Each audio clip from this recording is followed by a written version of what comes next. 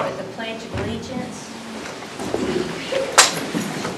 I pledge allegiance to the flag of the United States of America and to the republic for which it stands, one nation, under God, indivisible, with liberty and justice for all.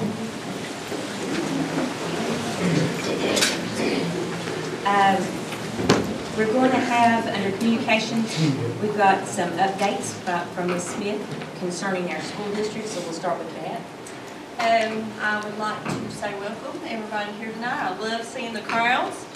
I just wanted to update everybody just on some things going on in the district. A lot of good things, academics, sports, different clubs going on. And one of the things will be our Portrait of a Learner that Dr. Kirby will be presenting later. We put a lot of work in it as a district and community. But I just would like to highlight a few of the things that's happening. And some are just, we've been blessed, you know, we have a good budget. We've got to buy lots of new curriculum. We have some new resources coming into the district as we speak. We have our attendance. I don't know if everybody has seen like the attendance belt that's traveling amongst the schools right now. That's been pretty fun. And we created some new positions last year, some district coaches, math, reading, special education. We're seeing improvement in student achievement where these coaches are getting to go work one-on-one with teachers in the district, instructional coaches in the building, and the principals themselves. We have purchased some new vehicles in our fleet. We are blessed with so many kids that get to do things, and it has been more cost effective to purchase even SUVs versus driving big buses. At one point we had archery, academic, basketball, girls, boys, and we had fishing, different sports going out to different locations on one single day. And instead of paying buses for one trip, we can take some of those vehicles, and it's a whole lot more cost effective for our district and our teams because that's not coming out of their budgets. Our FFA at the high school, our FBLA at the middle school, our archery, everybody's been going to state, our academics getting ready to go to state, and we're just so proud of everybody. Our district is performing very well statewide, and so we'll move on to national level. So that's something to be very proud of in Jackson County. So, and like I said, attendance is something that we do want to stress. If you've not paid attention on Facebook or even the newspaper, I get to go present the attendance belt tomorrow to Tyner Elementary.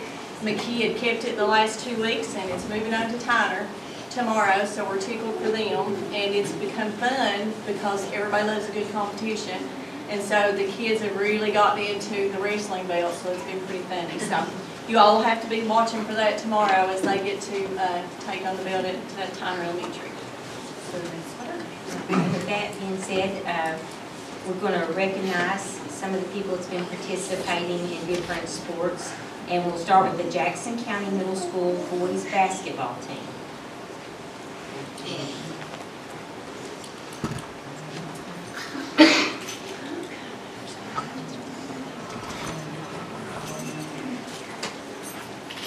So, basketball coaches. I don't know how many are here. It's just lucky you, Coach Dykes, right? Okay. Yeah. So what we're going to do is I'm going to call the player's name, and you can handle the players. Alrighty. So you come right on up here. Because we want to thank you as well for all the time that you put into it, because it's not an easy job. We want to thank the parents, because without the parents it wouldn't be possible either for running back and forth and doing all the supporting. So first we have Mr. Jay Spugg, or Jesse. Which one is it? Travis, he's on here. Okay. Luke Collett. Luke's here.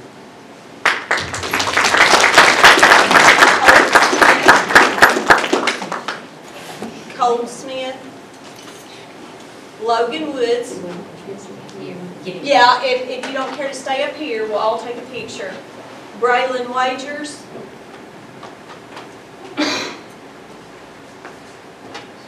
Tegan Coyle. Trevin Smith.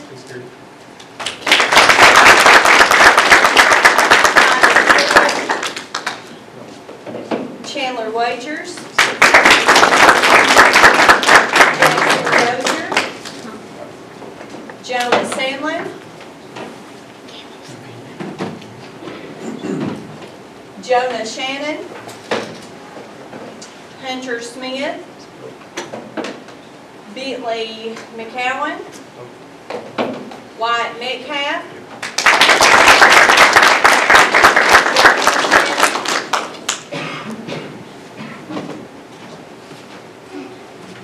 Jace Collett. Evan Elshouse. Elzay Bremer. Did I say that right? Brewer.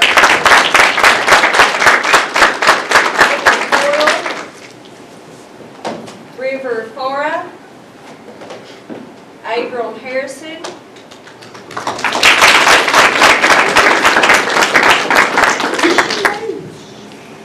Caden Isaacs.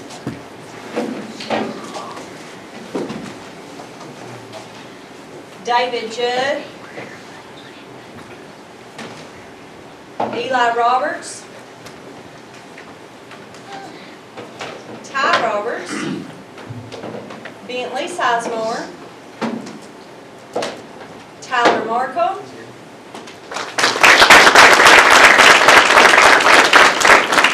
Derek Gabbard.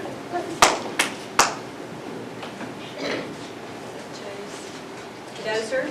J.C. Dozer. Aiden Bingham. And Jalen Thompson. No? Well, boys, I hate that it's just you guys, but I'm tickled you're here. We do appreciate everything you do, and so we'll go over and get a picture with them, and the other ones that just missed out. So we can take the other ones over to Mr. Bond tomorrow. And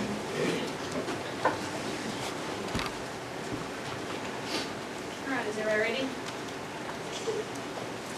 All right, got it. Thank you, boys.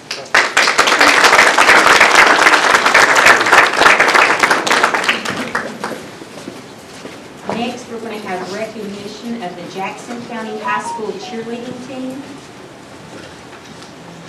So I'm going to ask the same for Miss Lindsay. Here she comes. She already knows.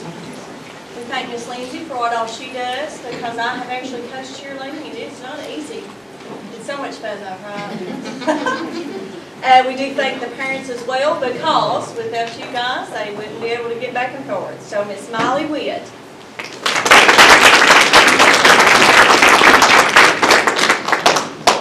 Tegan Desarn. Jalen Wells.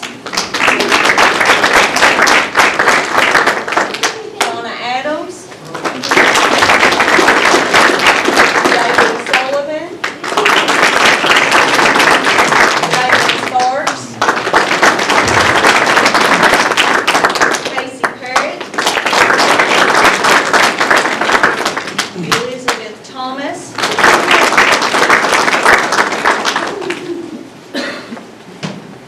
Maddie Stone.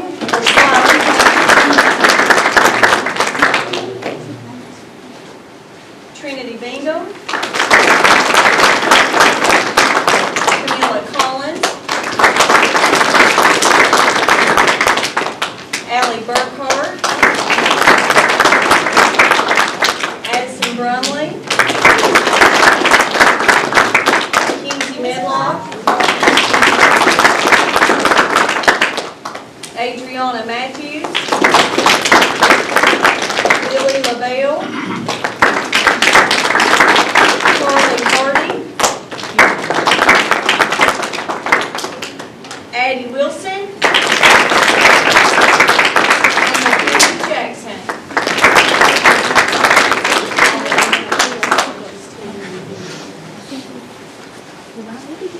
So call Miss Lindsay, we'll take a picture with you. You girls might have to double up. Yep, you all know this pretty big body.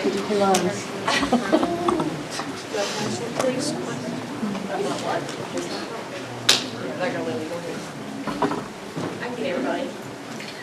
All right, ready?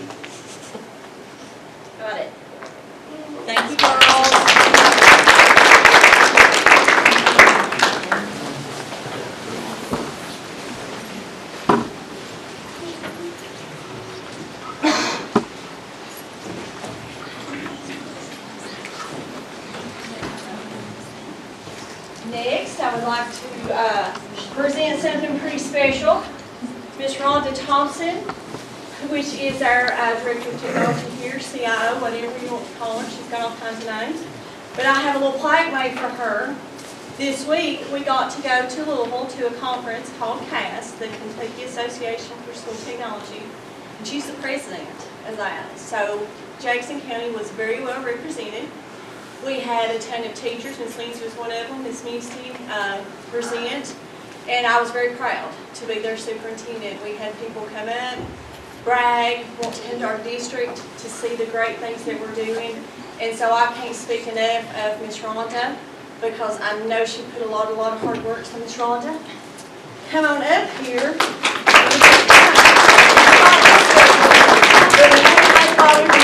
Thank you. You didn't have to do that. Thank you. I appreciate it. Thank you very Let's much. take a picture. Heather wants to get Thank you a for all that you do. Heather wants to get a picture too. Sorry. You will. We'll make it official.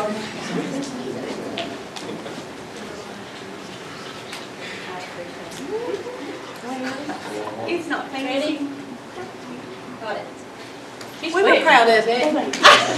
Thank you, Ms. Rhonda.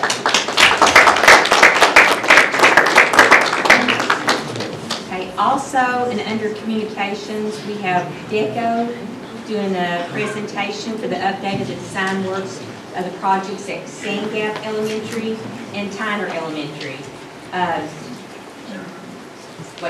If you all want to leave or need to, you can, or if you want to stick around and see what's going to happen at our elementary schools, you're more than welcome to also. That was something else I was proud of. I didn't even mention that in our update, so we're getting ready to do these two major renovations, so very good things happening in Jackson County. Thank you all for coming out and be careful.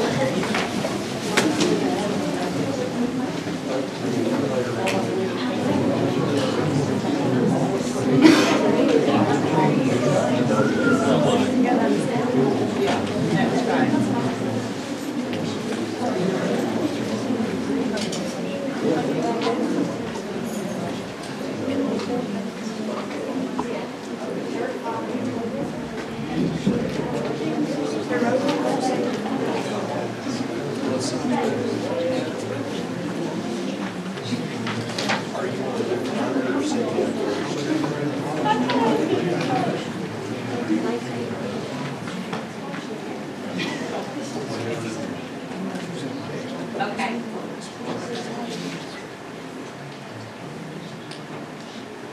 We'll try it without the microphone, but if somebody wants to just give me a signal if it's too quiet, let me know. All right. Was that the signal? Oh. Do I need it? Yeah. All right. All right, is this better? Maybe I need to signal. There we go. All right. Aha. All right, so as Ms. Smith was saying, we've been working for the last couple months, give or take, starting with Tyner and Sand Gap, looking at essentially doing the same thing for each. We've got that combination gymnasium cafeteria space. We'd like to create individual spaces of those through an addition and a renovation. So Tyner, we want to look at cafeteria addition, and that gymnasium is already pretty well set up. So we'd like to kind of keep that and see what we can do about a cafeteria addition. So you all know who you are, but we're just filling out the presentation here, making sure that we all know kind of points of contact, any of that. I guess I should probably introduce myself. It's the first time I've met most of you. My name is Ryan Warren. I'm one of the principals at DECO Architects, and I'm the principal in charge of these projects. So I've been working very closely with Ms. Smith and Ms. Masters along the way, and very grateful for the feedback that we've gotten so far. Big picture for tonight, really just wanted to present and kind of get that feedback from the board, see if we're on the right track, see what you like, what you don't like. If there are plenty of opportunities tonight or in the future, if you just want to send those our way, just open dialogue. So along the way, if there's ever a point where you're feeling that we're dropping the ball or anything like that, I'm your point of contact. It's my responsibility to answer your questions and and to always be accessible and available to you. So just laying that out there from the start. All right, so big goals with this one, like we were saying, wanted to get, want to look through our cafeteria seating, how that interacts with our current kitchen and our gymnasium flow through all of that. So we'll get into that a little bit more here in a second. And then also looking at our traffic patterns, we want to make sure that we're not negatively impacting things. And while we're at it, why not look at a little bit of parking around our softball and baseball fields. We'd like to see what we can do there. So those are the big components there. So everybody kind of knows Tyler, but for those of us going through, kind of first time that we're interacting with buildings, of course this is a few months old for us, but years for y'all. So we can keep going. Just a few photos that we were taking as we were going through these spaces, just kind of orient us where we're looking at tying into the building, where we're renovating, what those might look like. So moving to our existing site, kind of all what's going on there, but the proposed version would be looking very much at our cafeteria addition. It really seems to fit well in that little nook in between the kitchen and the gymnasium where it currently is. So we don't have to move very many services. We kind of have that similar flow to what we're used to. See if we can make some improvements there. Then from the site planning, expanding our parking along the first baseline there of the baseball field, and adding a little bit more parking in between the baseball and softball fields. Also, we're asked to look at the existing canopy, that we need to provide a replacement there, and thought, hey, if we're doing that, let's extend it on down to the cafeteria. We can fully cover that sidewalk, make that a little bit nicer experience along the way, getting back to that new door. And then the kind of later addition to the scope was just let's see if we can do something with that courtyard. What could we do? That was our last challenge from Ms. Smith, and hope that we have risen to the occasion for that. But we'll get to that in just a little bit. Next slide. So our existing floor plan, kind of identifying when different pieces of the building came in from 71 and 75, and for when they were added onto, or sorry, but looking at our gymnasium or our kitchen, they're on the far right side of the plan. Looking at that's kind of where we're looking to add in to our new cafeteria. So looking at that top right corner, looking at seating capacity somewhere in the neighborhood of 120 seats. That's kind of where we started with, trying to get trying to meet our current seating capacity within the cafeteria. To do this, we would be looking at relocating the serving line off to one side and gaining a little bit more room into our kitchen. So the other piece of this would be a new ramp coming down the north side of the gymnasium there, so that we don't have to come all the way back around and through multiple spaces to get from the main corridor level down to the gymnasium level. We can do that all within one space, improving accessibility as well. So we had a few different ideas that we were looking at of just kind of what can we kind of pitch from a design standpoint, what kind of sparks that that kind of creative flow. So within this, we're looking at light, bright, happy, fun, kind of engaging spaces. That's really more what we're going for with this current design. So from a massing standpoint, just kind of looking at how that addition might play with the existing building being white, and our courtyard there in the middle. So we'll get into a little bit more.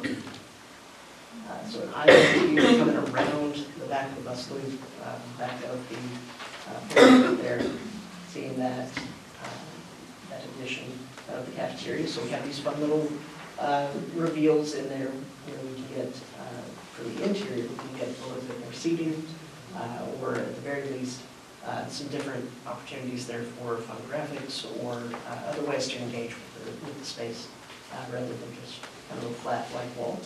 That was the thought there. Moving interior, you can kind of see some of those bumps, but looking at, again, light, bright, happy kind of space.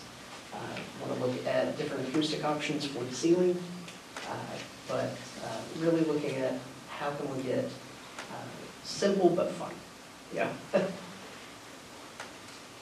then moving into the courtyard, within the packets there, we actually have a floor plan kind of view, different spaces within that courtyard. But looking here at several different opportunities there for outdoor classrooms, various play spaces, different ways to engage with that space. So garden spaces within different play structures, very small scale, but different play structures there. But a primary focus on an outdoor classroom. So giving teachers a little bit more flexibility, perhaps in their kind of day-to-day scheduling, being able to have just another space, another tool in their tool belt. All right. And that is here in a nutshell. Does anybody have any questions on those, or we can circle back to that at the end?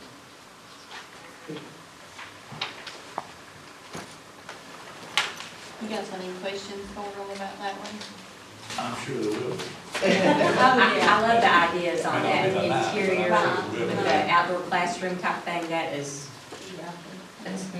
great use of that space. We're excited about that.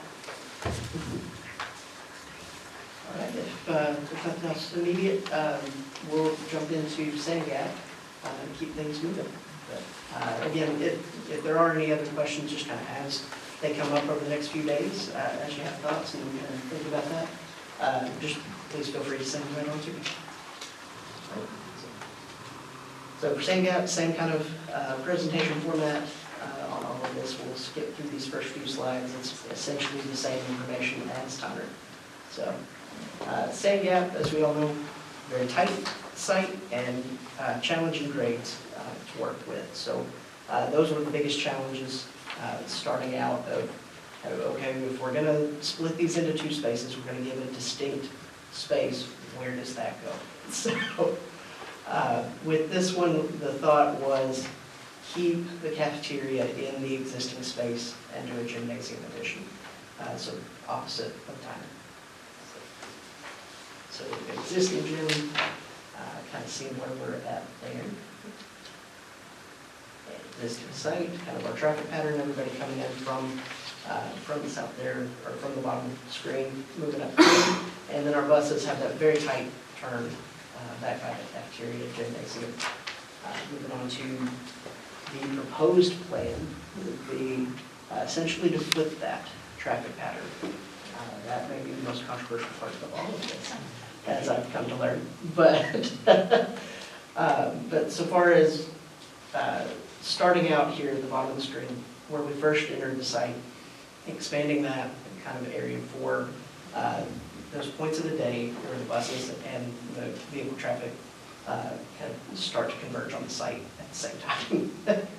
So we have a little bit more maneuvering room kind of in front there, but moving our bus traffic down closer to the main road, and then having our parent pickup in the back at our cafeteria. So in planning, kind of see a little bit of where we're looking at adding on that gymnasium. We wanted to stay away from adding on further and further back, so getting closer to the plant there and our property lines.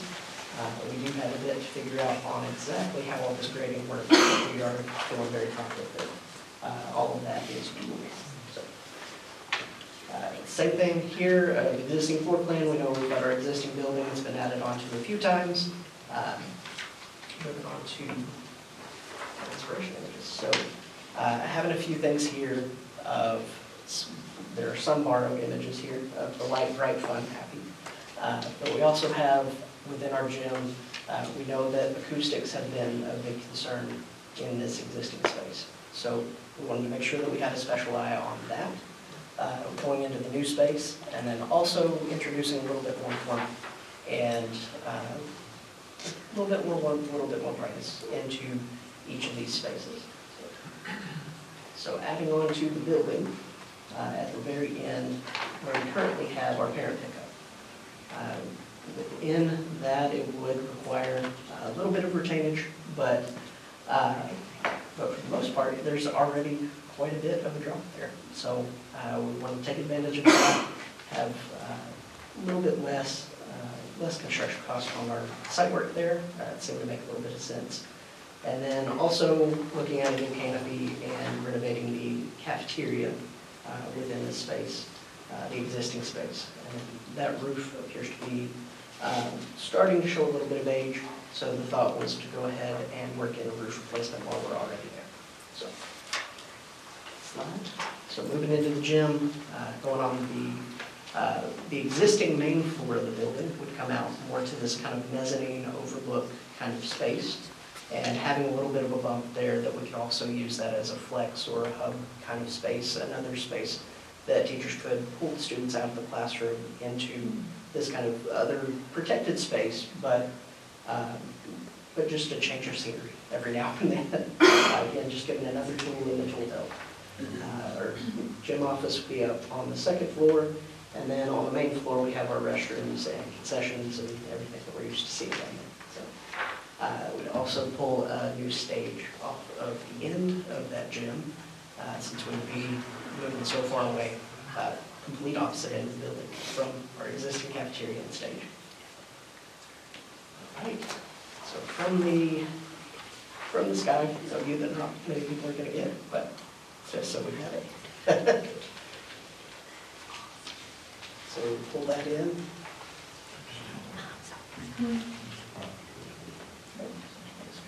So from eye level, kind of how we typically experience this building.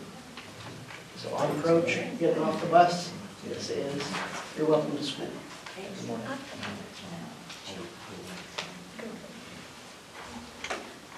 So with this, it also offers a couple of different places for our car rider traffic, our bus traffic to gather and be contained, and then go out to the various spaces. So in the mornings, you can come into the gym if you're coming off the bus, or into the cafeteria if you're in parent pickup, so for a drop. And the interior. So we took several risks. I was going to say several risks here about branding and colors and just kind of how we would want to kind of promote this space a little bit. So adding in the sand gap tigers and the tiger head, and pulling that in, we've effectively got kind of this angled kind of ceiling over our seating area, helping to project that sound out. But it also will function more as a support arm as well for that kind of flex space stepping out over the seating area. This also gives a nice little overlook, so you're there, watching your kid's game, and they've got a younger sibling that you need to take them out for a minute. They just need a break from the noise. You can take them up to that overlook, and you can still watch the game. You can still be there, still be present while taking care of everybody.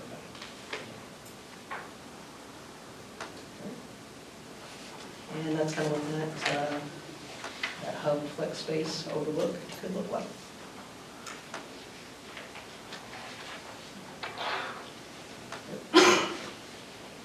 And the cafeteria, reimagined. It's kind of a little bit from the sample, but essentially looking at how do we work in natural lighting in a space that does not currently have any windows. So looking at if we're taking advantage of the roof replacement, let's go ahead and work in a few skylights and be purposeful about those within that space. We can add acoustic panels on the walls and some sound absorbing there, and then our epoxy floors, pulling in our tables, and then we just threw a perforated metal screen on the back wall that we can kind of control the size of those holes and get any kind of design we like on there. We thought we'd have some fun with, started off as tiger stripes, and then it just kind of kept growing a little bit. We didn't know when to stop.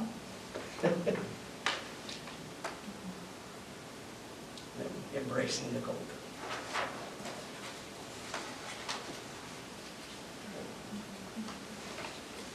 What was your seating capacity I'm sorry? in the gym? Seating capacity in the gym, it looks like a whole lot. The gym seating capacity? Yes. We were at, I believe it was 225, if we really packed everybody in. That was the last- Cafeteria, I mean, The cafeteria will be around the 100 mark. We have a little bit more sharpening of our pencils to do on the next pass. You may have information If you're gonna bring it out front and drop it down where that level is, that will take some of the parking down there, right? It will, yes. So, back to the first thing. So is there gonna be more parking on the other, up top, or is that what you're planning? Yes, so the intention here would be, it's this one. So we would flesh out the parking in the back a little bit more, and then we would also work to restripe our front parking area and back by the cafeteria, take a little bit more advantage of the gravel spaces that we have in the back. That would actually come back and blacktop those as well. So that's actually the point with the front. We were also looking at different ways that we can address current water drainage issues that we have along the front wall.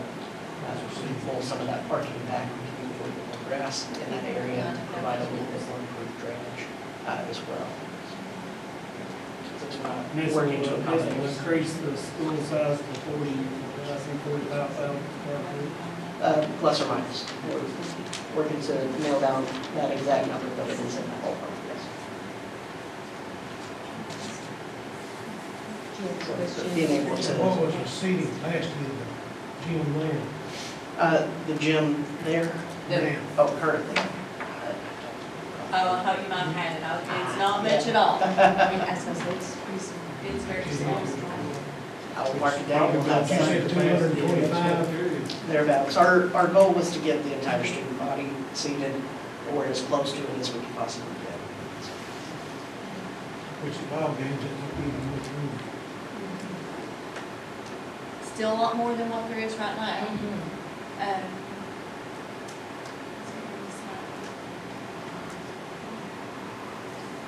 And like for events where the stage would be back there, you'll have the seats up to put it, so you have all bench, the AM plus to put the chairs and the parents. It would be 225, what you said. Thereabouts, yes. The gymnasium at Tyner does not currently hold the full student body. We always had to have 2 grade levels on the floor when we would try to have a whole student assembly. So the chairs on the floor is how we alleviated that worry if it wasn't an actual ball game. I don't know whether they could be seating on the opposite side, and when you had a strip, I didn't know if it's on. Potentially. The concern at the moment is exactly how far does that bus lane come out against our property line and where that really drops off down the fire department. That second drop really good. So we're working through all of that at the moment. We'll have that firmed up a little bit more ahead of next month's meeting. Thank you very much for coming. Thanks. Thank you for practice and Yes, thank you.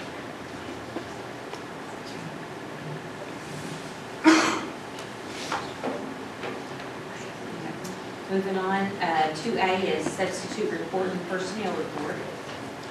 3, I need a motion for approval of bills and claims. Need a second? Second. Mr. Hicks? Eugene? Yes. Rhonda? Yes. Eddie? Yes. Yes for me. Number 4, approval to establish and reestablish. I need a motion. Motion. Need a second? Second. Eddie? Yes. Rhonda? Yes. Eugene? Yes. Ronnie? Yes. Yes for me. Number 5, approval of fundraisers. I need a motion. Motion. I need a second. Second. Eddie? Yes. Eugene? Yes. Ronnie? Yes. Rhonda? Yes. Yes for me.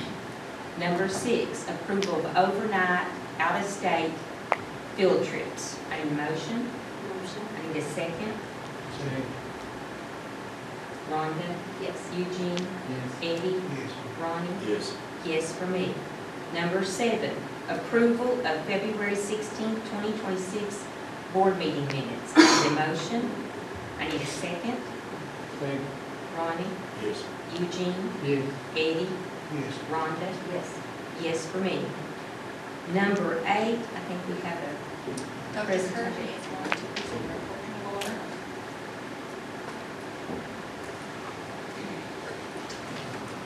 I'll just go ahead and approve it.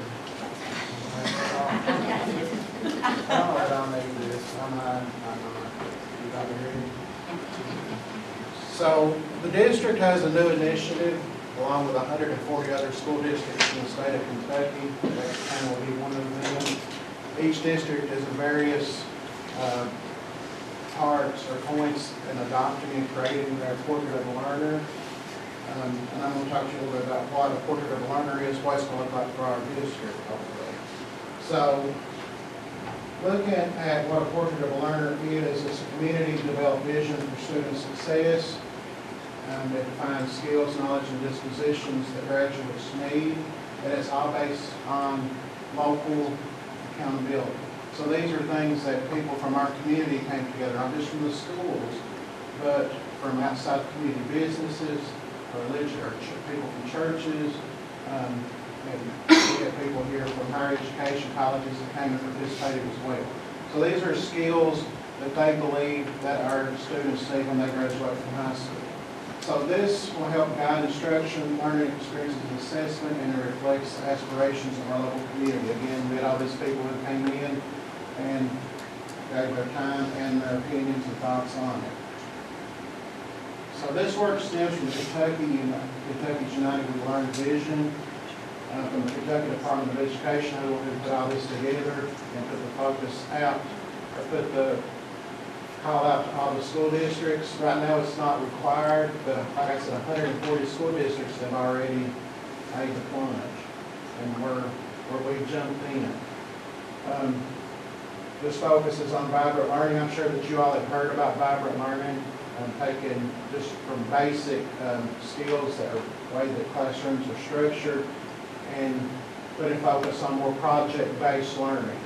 So it's just not going in and reading and doing math problems and doing the worksheet and then you turn it in and get a grade. So it's actually, how can we expand that? How can we make it more encompassing and make it more like, I guess we would want some, like a job focus. Encourages innovation in the schools and promotes strong partnerships with families and communities. So Portrait of a Learner in Kentucky. This is part of the United We Learn initiative, which I just talked to you about, provides a North Star for education. It helps define what success should look like for our graduates, just the graduates here in Jackson County. So we're not going to be focusing on graduates from Fayette County and Jefferson County, which usually always seems to get all the focus because they're the two largest school districts in the state.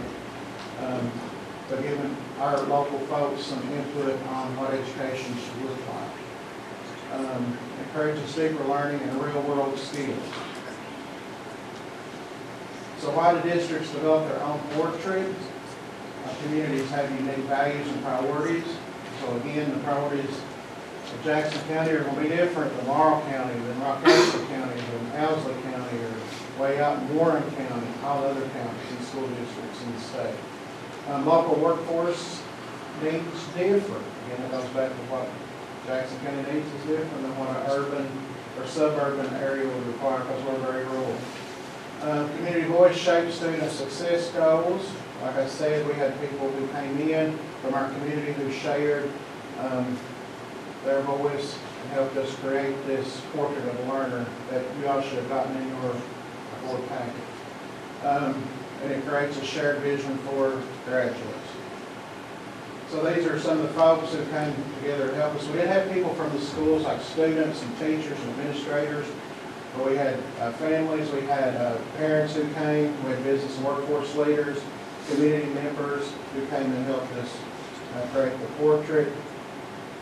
Impact on teaching and learning. It encourages project-based learning. Like I said, going back to that vibrant learning, it's very important. Just not sitting down and, and looking at a worksheet and that sort of thing. Promote collaboration and communication, focuses on real-world problem solving, and it builds durable skills for future careers. So connection to accountability. So we already have that thing called the KSA. We all have to do that every year. So that's part of our assessment. And we're all very familiar with what that is. So this is another component, or a new component, to how accountability may look in the future. Right now, I know that the Kentucky General Assembly is working on that. They may tweak it. We'll have to wait and sort of see what that looks like in the final deal that comes out. Hopefully it will continue like we've sort of planned. Hopefully they've not made any major changes or anything like that, but if they have, we'll adapt. Encourages deeper learning experiences and support new approaches to measuring student success. So for our district, we want to define what skills our students need when they graduate from high school, because we know that not every student who graduates from high school is going to go to college. And I remember when I graduated from high school, either you went to college or you went to work. And if you didn't go to college, I always felt like I don't know, people make you feel like you're going to be a bum or something like that. But we know that in the world we live in now, that there are a lot of opportunities outside college that kids can get involved in, whether it's going to be vocational, that sort of thing. So we want our portrait of a learner to align with our curriculum and learning experiences, strengthen partnerships with our community, and prepare students for college, career, and life in general. So, our next steps. So we've already completed our community survey and our engagement.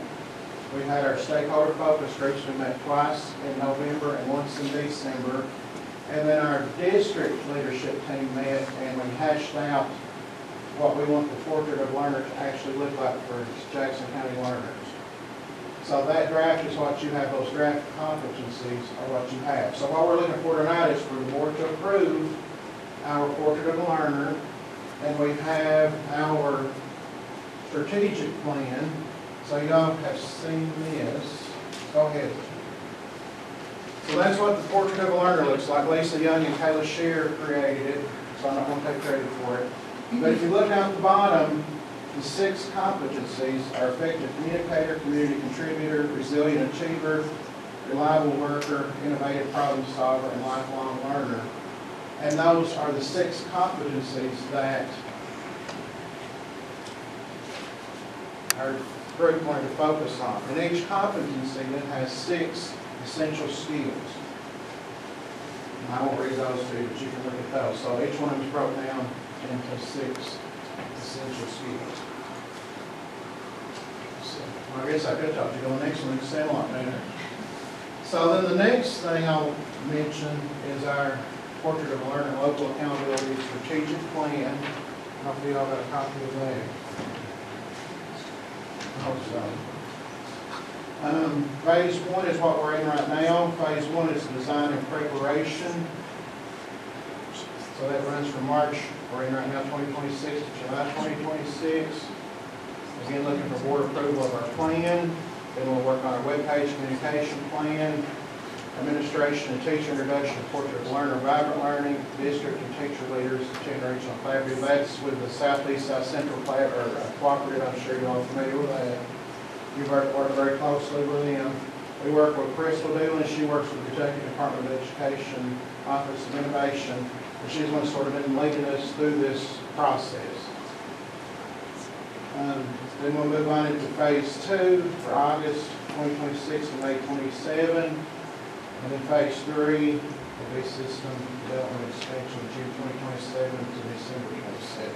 And of course, we have to tweak those dates just depending on how smoothly everything goes and what else the legislature and KD wants to throw at us. We're always at their mercy if we're showing them that. So if y'all have any questions, I know it was sort of short and I just sort of threw it out there, but sort of introduction to portrait of a learner, vibrant learning, local accountability. So any questions or anything like that, I can.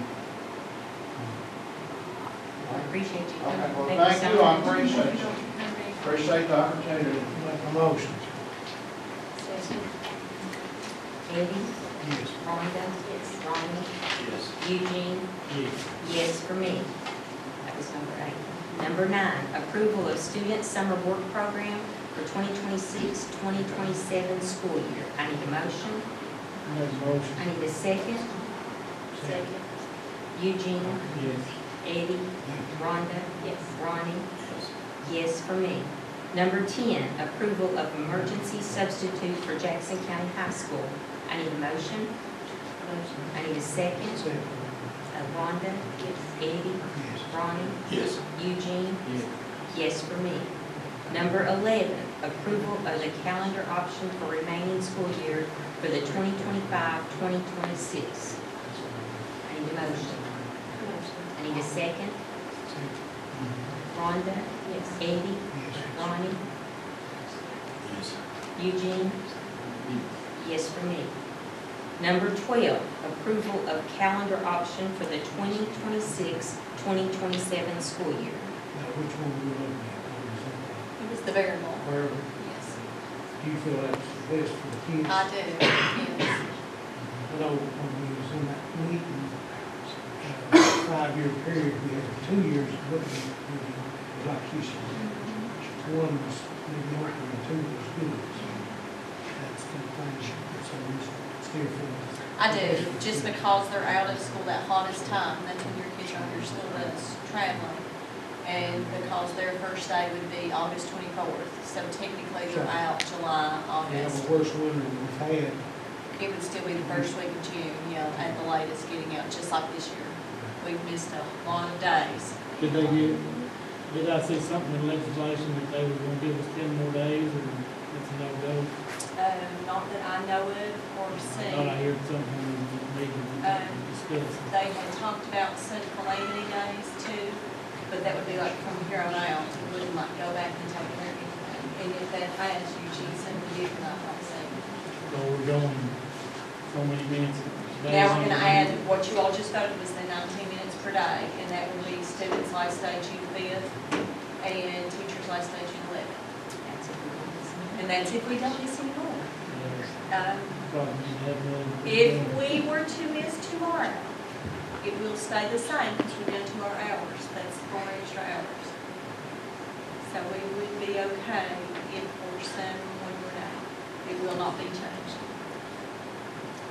So I need a motion. Motion. I need a second. Second. Rhonda? Yes. Eugene? Yes. Ronnie? Yes. Eddie? Yes. Yes for me. Number 13, under public comment, we did have one person that wants to address the board. It's Cassie McQueen.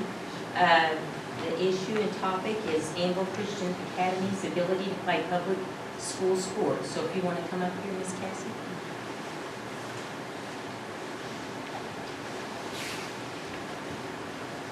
It's going to bring you support with you. Well, she's back there. I'm just the voice. I don't mind to get out and speak to more people. I'm kind of used to it. My name's Cassie McQueen. I'm a resident here in Jackson County. I live in Anvil. I'm employed in McKee. My daughter currently attends Anvil Christian Academy, and she has attended Christian Academy all of her school years. So from kindergarten to 5th grade, she's in 5th grade currently now. And unfortunately, while I do love the school she's in, completely happy with the education she's getting, I just wish she had other opportunities to be able to play sports. I have probably over the last year or so reached out to different things at McKee, different things at Tyner. I've had one of our board members speak to some of you. I've spoken to some of you, addressed the principal at the middle school, spoken with Wes. I've done a lot of things, and there's just a lot of conflicting answers on what the true answer is to them being allowed to do that. So I just wanted to come to a viable source and try to figure out what the chances are of them being able to do that, especially when that particular sport is already low in attendance anyway, and the desire to do that. I don't like the idea of taking my child out of the county to be able to play sports when she lives here. I'm kind of looking at guidance for that. I think Mr. Blevins, did you Yeah, so, and this is honestly a little even different than we talked about, but what I can tell you right now, there are no provisions at all if your student's actually enrolled in a different school. For them, there are some provisions to give districts local control over homeschool students' participation in the elementary level. There's currently a bill in the legislature to allow homeschool students to participate in the schools, but that would not apply to private school students. It would have to be a homeschool situation. And right now, if they're enrolled at the private school, they wouldn't qualify as a homeschool student, so even the exemptions that the board could consider wouldn't apply in the given situation. There are some, like I said, there is, in the elementary and middle school level at least, there is some possibility, not sports related, but activity related, there's some opportunity as far as that goes for homeschool students, but it is defined right now under KDE as homeschool, not private school students wishing to cross over. So I guess my biggest question is why? Why are they not allowed to? The current state of the law. I mean, it's that simple. Like I said, it's House Bill 421 is one of the bills that's currently being. But there's no explanation on why that is the answer. I guess that's what I mean to ask. Because I've heard things as much as it's an insurance liability. I've heard things that it's within the jurisdiction of the coach and the. So that's for homeschool as far as it's within the jurisdiction of the district for elementary and middle school. I can tell you I represent several districts, and none of the districts I represent currently allow any of that. I think if you were to poll districts all over, you would find that's pretty much the norm, and it is for a multitude of reasons, insurance, discipline. And I'm by no means making any assumptions about your child's behavior or anything, but it just, there's a whole ramification. The district would be looking, like it even says in the bill that's being proposed to allow homeschool students to play sports through the public school, it's on there that the district will have to set fees to charge the homeschool student as a participation fee. They were, and I think that's a big part of the situation as it stands. There's the reasons, just because you're asking for the reason, I think the reasons are different for different people. Just truthfully why it's not come to pass, but at this point it's not come to pass. And specifically, the only movement I've seen towards it involves homeschool students, not students attending private schools that wish to also participate in the public school. There's no push for the private school students to get public school participation. It's solely right now for the homeschool students. Okay. And again, those are issues that go up all the way to the Department of Education, to the state legislature, just the current state of the law. Okay. So, at what point or what would be the next point of contact outside of this to see about changes for the future? I understand it is what it is right now, but, if it's a matter of insurance or a fee or monitoring of my child's attendance or grades or anything like that, if none of that were to be an issue, where would I need to proceed next after this? The legislature.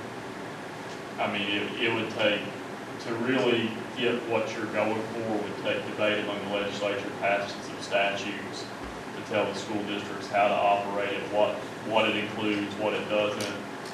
Because, and I'll just give you some what ifs, just because I don't know exactly what all you're looking to participate in. For some people, they may want their child to take a field trip with their age group if they go to the zoo down in Knoxville. For other folks, they may want them to play basketball. For other folks, it may be, I want them in the robotics club. Like, there's different, so the legislation would really have to come about and say, how far does this go? Is it literally they can pick anything, or they can only pick X, Y, and Z to participate in? There's a lot of those questions that would just have to be answered through legislation to really guide the districts. And it would, the simplest fix for what you're trying to accomplish would be legislation, because that's the only way I would foresee any kind of major change in districts across the state on this issue. You know, just something to think about, and this is probably one of my reasons for doing this, because I also volunteer for different Little League things here as well. That's, you know, countywide, school part doesn't matter. But just an example, the reason I would be here is my child's interested in playing softball. So as it sits right now, the middle school, she's a fifth grader. They have recently allowed the elementary school fifth graders to play up to middle school due to lack of kids signing up.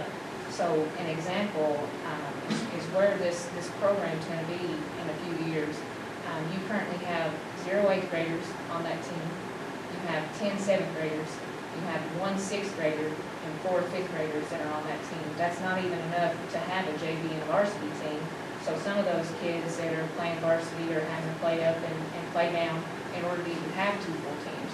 So once that number of 7th graders moves out in a couple of years, where's your softball program going to be? I mean, and that's not even just softball in general. I mean, that's other sports too, because it's becoming such a decline. And I feel like if we have children within this county, I could, you know, see for sure if it was, I live somewhere else and trying to play here, and, you know, you all know how many children travel out of this county to play sports at other schools just for a different approach sort of thing, or more playing time, or just whatever it may be, better chance at going further in that. But it's really concerning to me that in literally 2 short years, you may not even have a program at your middle school for that sport. And I don't feel like that's going to be just softball. I feel like that's going to be other things as well. And I really wish that there was something that we could do that would allow children that, well, parents rather, that are, I feel like kind of, I guess the word that I'm looking for is punished in a way, because I'm choosing, you know, sending my child to a Christian-based school to get that extra part in line, and to, you know, to have a more one-on-one experience with other teachers and whatnot, versus sending them to the public school. And again, there's nothing wrong with that. I don't have any issues with anything public school related. I graduated here. I'm class of 05 from here. But I wish that our kids in this county had more opportunity, because Jackson County as a whole does not, and I hate that. But I appreciate your guys' time, but I wanted just a solid answer with, you know, an explanation behind it. And I'd be glad to show you the bill, but I Sure. can tell you for sure, even the legislation that's being looked at right now, your child would not qualify under that because of the private school. Basically, the way the Athletic Association for the state and KDE looks at it, the private school needs to offer the sports the kid plays at, because the exemptions they're looking at are specifically designed for homeschool kids who do not have a private school to field a team, so to speak. And I don't think they necessarily consider smaller private schools, which I would imagine is kind of what you're looking at right now. Just an example, she's in 5th grade, and her classroom consists of 5th, 6th, and 7th grade, and I think there's maybe 17 of those children across those 3 age levels. Unfortunately, you know, there's not the manpower behind that particular school that would allow them to even come up with a team. Like I said, this is something I've fought for years, and technically the rule is supposed to be that if the school that your child attends does not offer that particular sport, that they can go to neighboring counties and go to other Christian schools that do offer that sport, and even homeschool kids technically would be allowed at that point to play in that Christian school sport. But unfortunately, the main sport that my kid wants to play is not offered anywhere near us in that aspect. And then her secondary sport that she has shown interest in playing,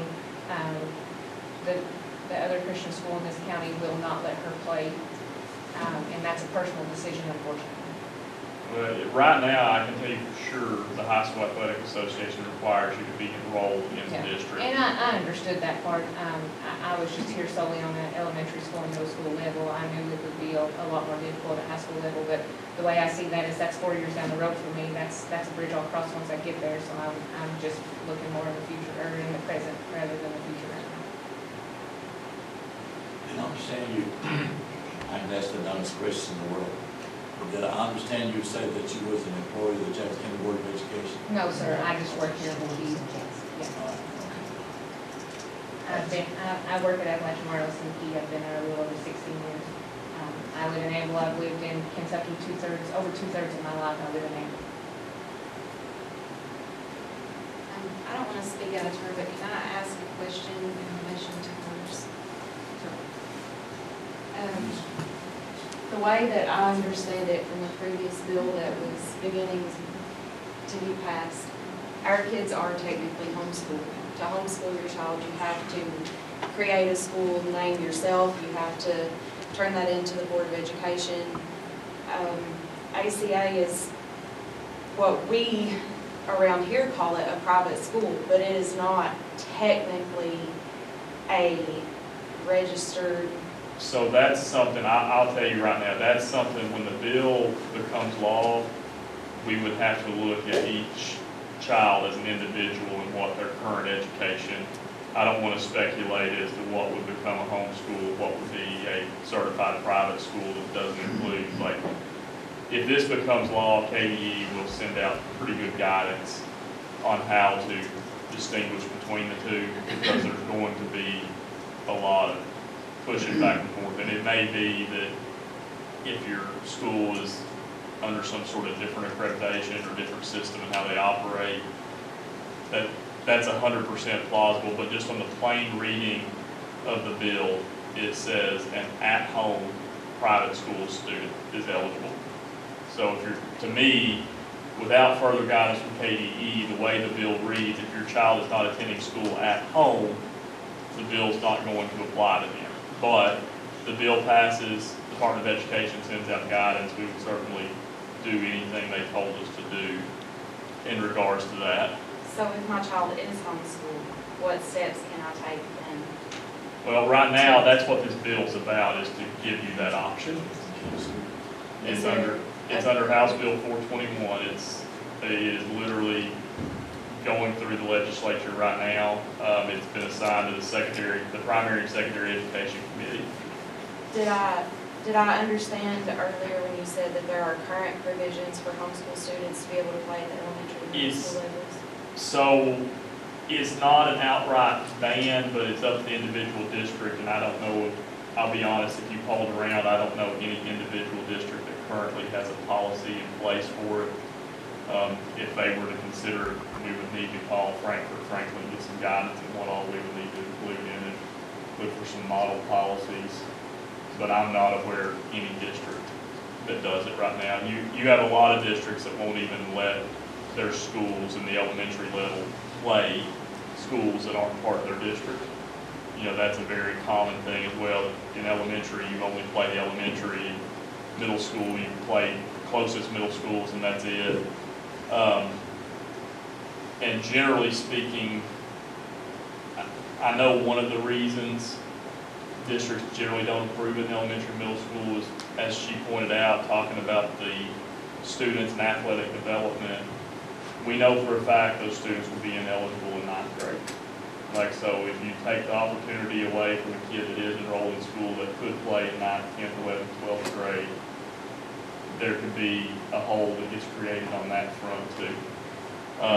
And those are policy debates that go beyond me. Like, I'm not taking an opinion on this. Frankly, this is just currently the state of why a lot of things are the way they are. There's insurance things that have to be considered. We certainly have to call our insurance policies before we started putting students in to participate that weren't enrolled in school, make sure that they would be covered under our policies.